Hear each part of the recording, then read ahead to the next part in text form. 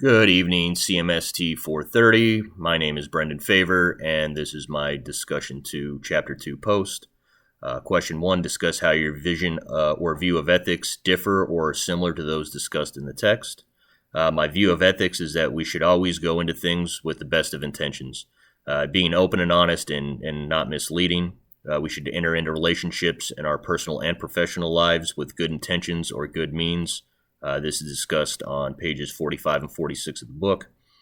From the major ethical perspectives chart listed on page 47, and as someone who really hates gray area, I would say my viewpoints are most similar to the utilitarianism and deontology standpoint. The set of rules or values and the decisions we make should be clear and not open for interpretation, and we should support the greatest number of people possible. In life, we're never going to be able to cater to everybody or please everybody, so we just kind of need to do the best job that we can, and I would say appeal to the masses.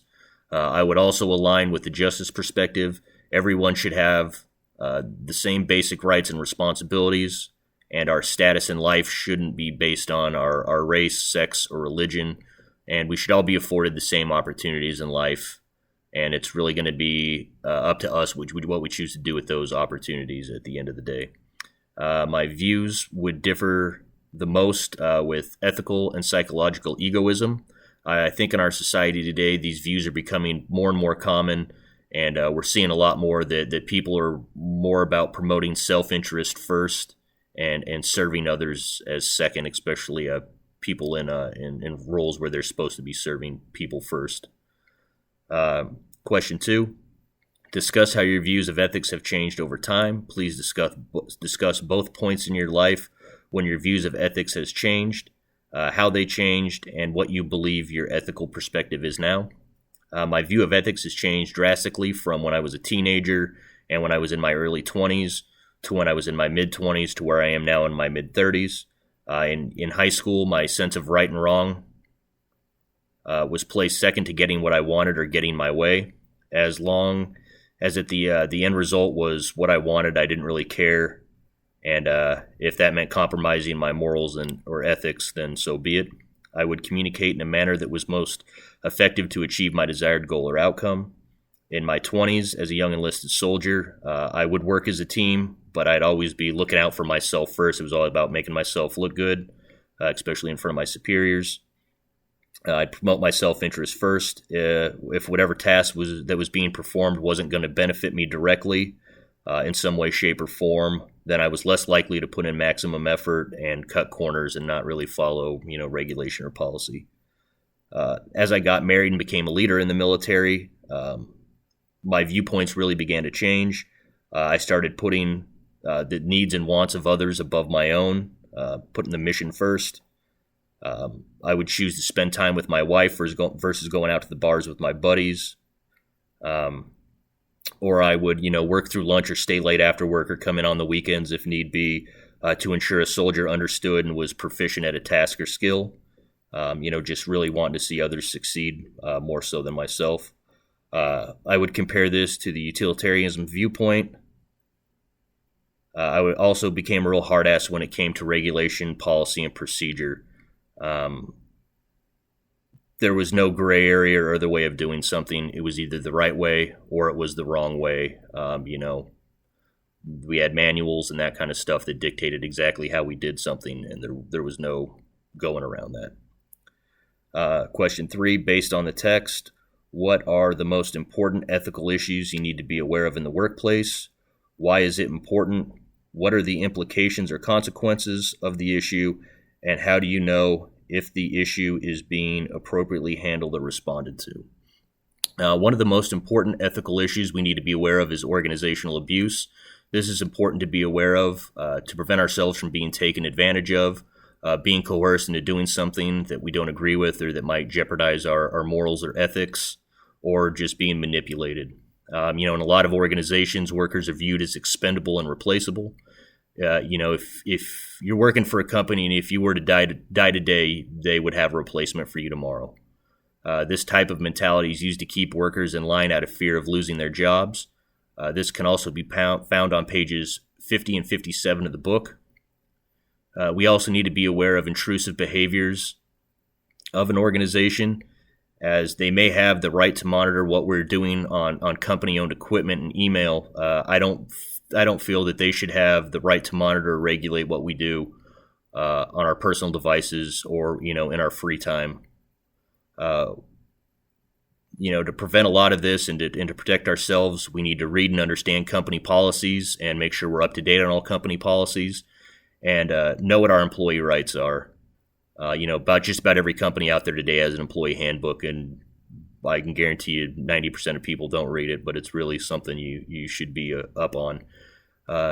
If we're aware of these things, it's less likely we'll be taken advantage of, and we'll know the proper channels to go through if an issue were to arise. Unions and stuff like that. Question 4, based on the reading of your case study, what ethical issues do you see present in the case that were also present discussed in the text? Be clear, specific, and cite both the case and the text. Identify at least 5. The article highlighted several common workplace ethical issues, main one being what is considered stealing.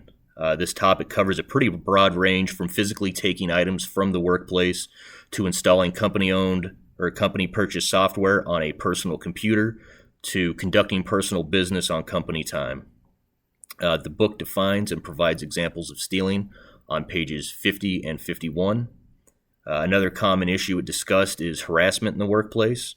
The book defines this on page 50 as interpersonal abuse, and this could also fall under rule violations, depending on what the company policy is. Lastly, the article covered passing others' work off as your own.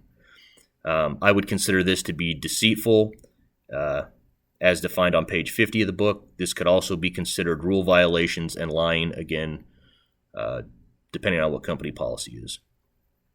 Question 5, applying the text, how might the ethical issues be addressed in such a complex case? When it comes to these types of issues, the best stance for an organization is to have clear policies. It seems a bit crazy that you would need to clearly state what stealing is and that it's not okay, but you can never assume what one considers right or wrong. You really find that from what people's different backgrounds and stuff like that are. It's never a good idea to assume anything. It might have been acceptable at another job to take office supplies home, whereas at a different job it could be highly frowned upon. It's going to be different workplace cultures, so you need to be aware of how the one you're working at, how they handle and view those types of things. An organization needs to have clear policies with as little room for interpretation as possible.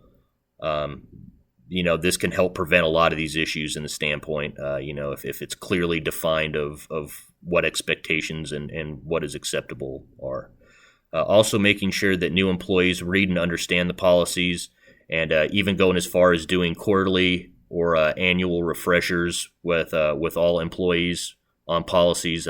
Policies are constantly updating or changing, and rarely do people take the time to make sure that they're staying up on those unless an issue arises. Then they want to be aware of them, but rarely do they do the legwork beforehand.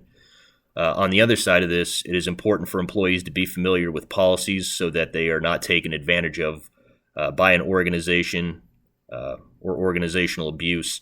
They should know their rights and what is considered acceptable behavior in the workplace. If they have questions or concerns, it should be clarified by the Human Resources Department. I say you should go through HR because listening to a manager or superior, one, they could always say, I never said that, and two, they could always, they might not have a clear understanding of what it is either. It's best to get it from the horse's mouth itself. HR is going to be the expert on this type of stuff, and they're going to be the go-to for it. Thanks for watching my video. Have a good night.